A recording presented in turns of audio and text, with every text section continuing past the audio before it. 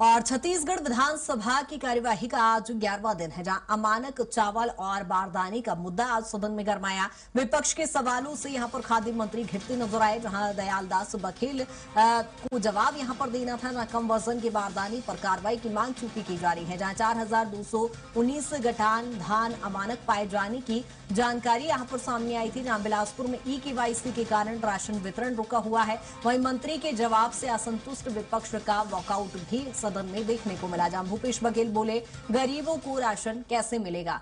यहां आपको बता दें कि विधानसभा की कार्यवाही का आज चूंकि 11वां दिन है और आज भी सदन में कई ऐसे महत्वपूर्ण मुद्दे उठाए गए जो सीधे जनता से जुड़े हुए थे। जहां अमानक चावल का मुद्दा सदन में गूंजा। विपक्ष के सवालों से खाद्य मंत्री दयालदास बघेल घिरते नजर आए। विपक्ष ने गड़बड़ी करने वाले अधिकारियों पर कार्रवाई की चूंकि मांग की है, एफआईआर कर जांच की मांग की है। और ऐसे में खाद्य मंत्री ने जब जवाब दिया तो असंतोष जवाब मिलने के बाद यहां पर विपक्ष की ओर से वॉकआउट भी कर दिया गया।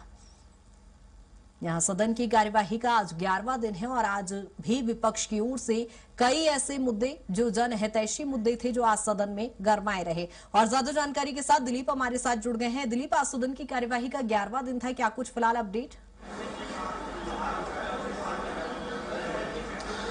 जी कृतिका, बता दें कि आज प्रश्नकाल में दो मुद्दे को लेकर खास करके विपक्ष काफी आक्रामक नजर आए। एक अमानक जो चावल है उसकी खरीदी का मामला उठा था। जो राइस मिलर्स के पास जो चावल पड़ी हुई थी, उन चावलों को वापस खरीद कर उसमें एफसीआई में जमा कराया गया था। उसमें बहुत सारे जो चावल है अमानक पाए गए हैं। हालांकि जो आरोप लगाया गया था, व्यास कश्यप ने जो मामला उठाया था, उनका साफ तौर पर कहना था कि 40,000 मीट्रिक टन चावल जो अमानक पाए गए हैं। लेकिन सरकार ने जो अपनी जांच में जो लाया है, जो मंत्री खाद्य मंत्री दयालदास बघेल ने जो जानकारी दी है उसके अनुसार से 8,000 मीट्रिक टन चावल ही अमानक पाया गया था और उसको जमा कराया गया। उसके लिए जो संबंधित अधिकारी, दोषी अधिकारी हैं, उनके ऊपर कार्रवाई की गई है। 8 लोगों को 3 पर निलंबन की कार्रवाई की गई है और 8 लोगों को शोकाज नोटिस जारी किया गया है। हालांकि मंत्री के जवाब से संतुष्ट होकर विपक्ष ने इस कार्रवाई के विरोध में सदन से वॉकआउट किया। वही दूसरा मामला था केवाईसी अपडेट का। राशन कार्ड के माध्यम से जो पीडीएस की चावल लोगों को उपलब्ध कराई जाती है, यह मामला उठाया दिलीप लहरिया, जो जांजगीर चांपा के जो विधायक हैं। उन्होंने उनका साफ तौर पर कहना था कि जिस तरह से केवाईसी के मामले को लेकर बहुत सारे जो लोगों को राशन नहीं दिया जा रहा है, उनका मामला अभी भी अटका हुआ है।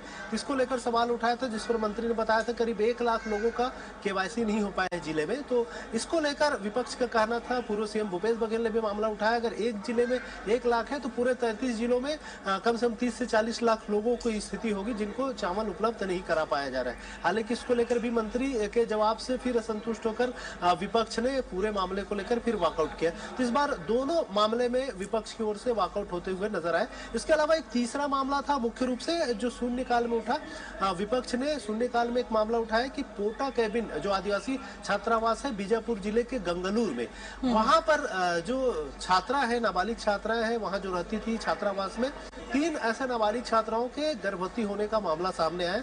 और इस मामले को लेकर विपक्ष चाह रहा था कि क्योंकि छात्रावास आदिवासी छात्राओं का मामला है, तो इस मामले पर चर्चा हो, जांच को लेकर चर्चा हो और तमाम तरह की बातें आए और स्थगन प्रस्ताव लाकर चर्चा कराने की मांग की। हालांकि आसंदी की ओर से मंत्री का वक्तव्य लिया गया, जिसमें स्कूल शिक्षा मंत्री गजेंद्र यादव ने जो जानकारी दी कि जो छात्राएं पढ़ रही थी वो दिवाली के समय छुट्टियों पर गई थी और छुट्टियों के बाद वो फिर वापस नहीं आए। और इस दरमियान जो घटनाएं हुए हैं उसको लेकर सीधे तौर पे छात्रावास या छात्रावास अधीक्षक जिम्मेदार नहीं है। हालांकि इस मामले पर लिपापोती का आरोप लगाते हुए और आसंदी ने जब आग्रह स्वीकार कर दिया स्थगन प्रस्ताव, तब विपक्ष की ओर से सदन की कार्रवाई से फिर बहिष्कार कर दिया गया। बिल्कुल दिलीप, यानी कुल मिलाकर कहा जाए कि विपक्ष की ओर से कई सारी जनता से जुड़े मुद्दे उठाए गए थे जिसको लेकर कार्यवाही चलती रही। लेकिन फिलहाल क्या कुछ और अपडेट है? चूंकि सीएम के विभागों के अनुदान मांगों को लेकर भी चर्चा होनी थी कार्यवाही में, अब आगे क्या कुछ और होना है अभी बाकी?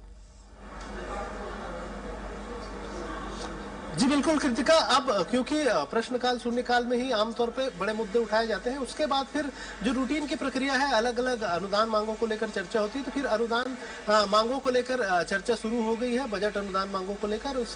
इसमें प्रमुख रूप से सत्ता पक्ष और विपक्ष के जो चिन्हांकित विधायक है और वो भाग लेते हैं और उसकी जो कार्रवाई है वो शुरू हो गई। तो अनुदान मांग पर अब चर्चा शुरू हो गई है। देखना होगा कि ये, क्योंकि आज 3 अलग अलग मंत्रियों के अनुदान मांगों पर चर्चा होनी है, जिसमें खुशवंत साहब जो तकनीकी शिक्षा मंत्री है, इसके अलावा सीएम विष्णुदेव साय के विभाग से संबंधित अनुदान मांगों पर भी चर्चा होना है। तो इस तरह से देखना होगा कि ये पूरी, क्योंकि आमतौर पर देख रहे हैं कि जो कार्यसूची में जितने अनुदान मांगों पर चर्चा होनी चाहिए, क्योंकि समय बहुत निकल जाता है तो उसको अगले दिन के टाल दिया जाता है। आज क्या तीनों मंत्रियों के विभाग मांगों को लेकर चर्चा हो पाएगी कि फिर एक दो में होगा और बाकी कल के लिए स्थगित किया जाएगा, इस तरह की देखना होगा। लेकिन फिलहाल बजट अनुदान मांगों पर चर्चा का दौर जारी है। ठीक है दिलीप, बहुत शुक्रिया तमाम जानकारी के लिए।